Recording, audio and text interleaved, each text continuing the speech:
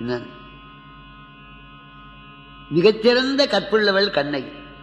அழகு, பணிவு, அன்பு, அடக்கம். சில பேர் ஒன்று இருந்தா ஒன்று இருக்க. சில அம்மா அழகா இருப்ப, அறிவு இருக்க.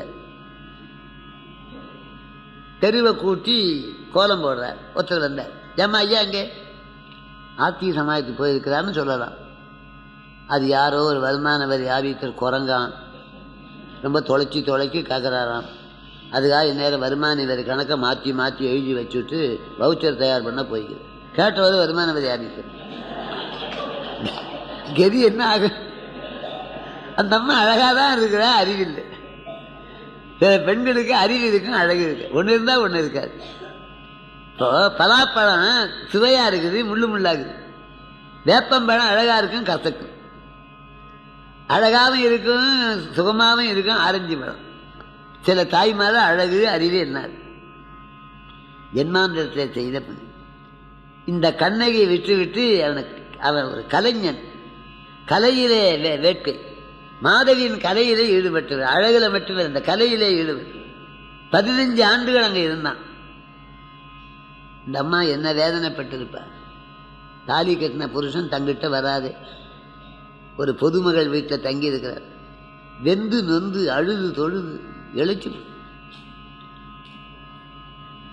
அங்கே காணல் வரியினால மனம் மாறிய கோவலன். பணமெல்லாம் வறண்டு போச்சு. அங்கிருந்து வீட்டுக்கு வந்தான்.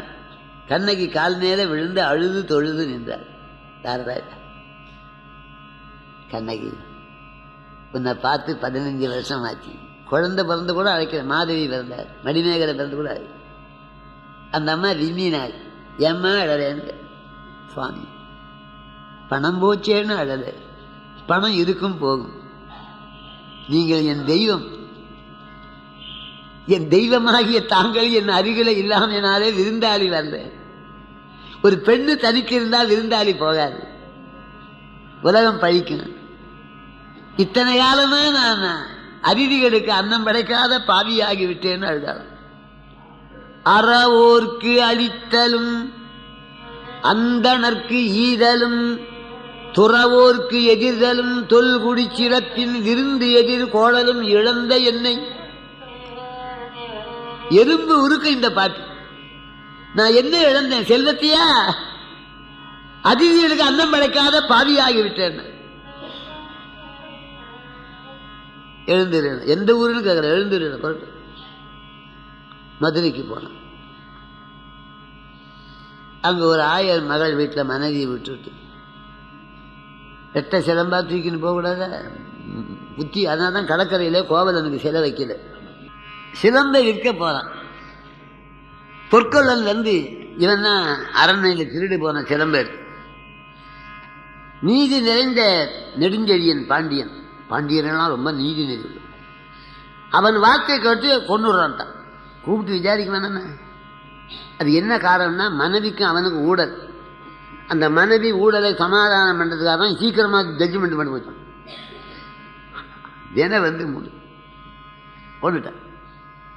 அந்த அம்மா கதறி அழுகிறார். இதுக்கு என்ன காரணம்? முன் செய்த வினை. கலிங்க நாடுன்னு ஒரு நாடு. அங்கம் வங்கம் கலிங்கம்.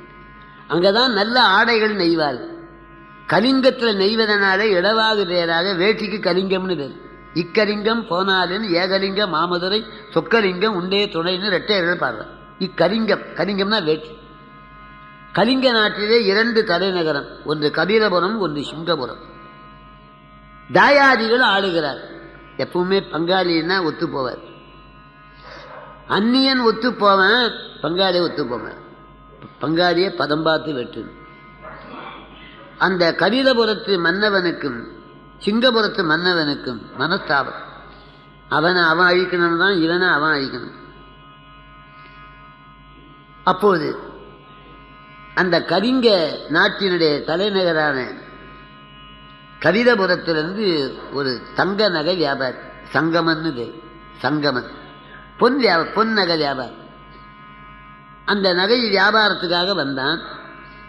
இந்த வியாபாரத்திலே பொறாமை உண்டாது. இவனுக்கும் இவ்வளவு பேர் போறாங்களே, கார் நிற்குது, அவரிடத்துல பொறாமை கொண்டான் பரதன் என்ற ஒரு வைசியன். அவன் சிங்கபுரம். இந்த சங்கமன் வந்து கபிலபுரம், அவன் சிங்கபுரம். இந்த வியாபாரத்தினாலே இவன் நிறுத்த அவன் அசூயை பொறாமை வெகு பேர். குந்தியம்மா பிள்ளை பெற்றா காந்தாரிக்கு என்ன நட்டான்? கல் எடுத்து இடிச்சிங்கன்னு துரியோதனன் பிறந்தார். விதிபுத்திராழ்வார் பாடுறார், அத்தானல் தூயாரன் என்றே அருந்தவ பயனால் குந்தி பெற்றானல் மைந்தன் என்ற பேரூரை கேட்ட அன்றே உற்றானல் பொறாமை கல்லால் உதரம் உட்குடம்பு மாறி செற்றானல் தனது கேட்டும் ஆக்கமும் கிந்தியாத. விதிபுத்திராழ்வார் இந்த பொறாமையினால என்ன பண்ணா, சிங்கபுரத்தை ஆடுகிற மன்னவன் கிட்ட போய் இவன் நகை வியாபாரியாக வந்து துப்பறிய வந்தான் ஒற்றன். நம்முடைய ரகசியங்கள் எல்லாம் பகைவனுக்கு சொல்ல வந்திருக்கிறான் என்று இல்லாததை கோல் மூட்டு அவன் விசாரிக்காமலே கொண்டுட்டான்.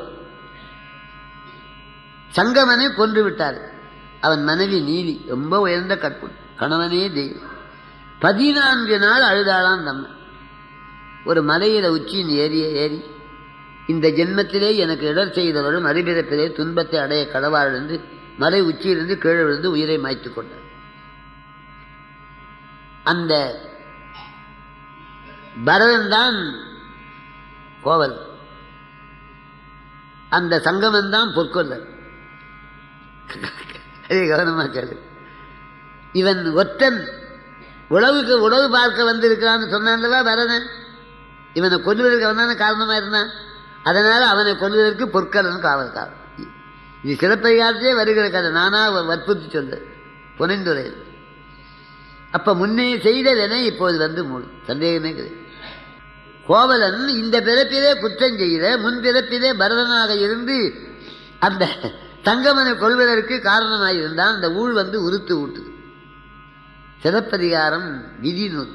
ஊழுக்கு எவ்வளவு வலிமைன்னு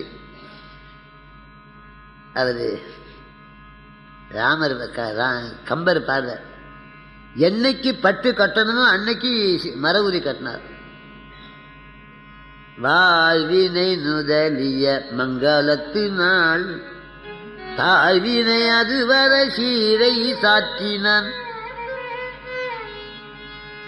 சூழ்முகத்து நான் முகத்து ஒருவன் சுற்றினும் ஊழ்வினை ஒருவரால் ஒழிக்கற் பாலதோ.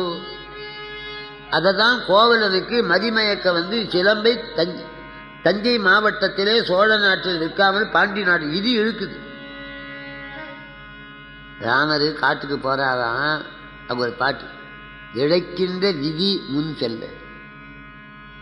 14 ஆண்டு கட்ட பண்ணம்னு விதி இருக்குது. இழைக்கின்ற விதி முன் செல்ல தர்மம் பின் இறங்கி ஏங்க மழைக்குன்றம் அணையான் மௌரி கவித்தனன் வரும் வரும் என்று தழைக்கின்ற உள்ளத்து அந்நாள் முன் ஒரு தமியன் போல. ஒத்தையில் போய் நிற்கிறாரா ராமன். சக்கரவர்த்தி திருக்குமார் ஒரு எம்எல்ஏ வந்தா 10 பேர் கூட வர்ற, மந்திரிகள் வந்தா 50-100 கார் போகுது. அப்போ சக்கரவர்த்தி திருக்குமாரன் ஒத்தையில போய் நிற்கிறாரா. ஏன் இழைக்கின்ற விதி, அந்த ஊழ் வந்து உறுத்து ஊட்டும் என்பதை சொல்லுவது சிலப்பதிகாரம். அவனை தங்க வியாபாரி ஒற்றன் உழவு சொல்ல வந்தான் என்று கோல் மூட்டினான். அந்த வினை மூண்டு போச்சு. நீங்கன்னா இந்த கதை காட்டுறதுலேருந்து புது மனிதராக நாளையிலிருந்து மனவாக்கு காயங்களினாலே தவறு செய்யக்கூடாது.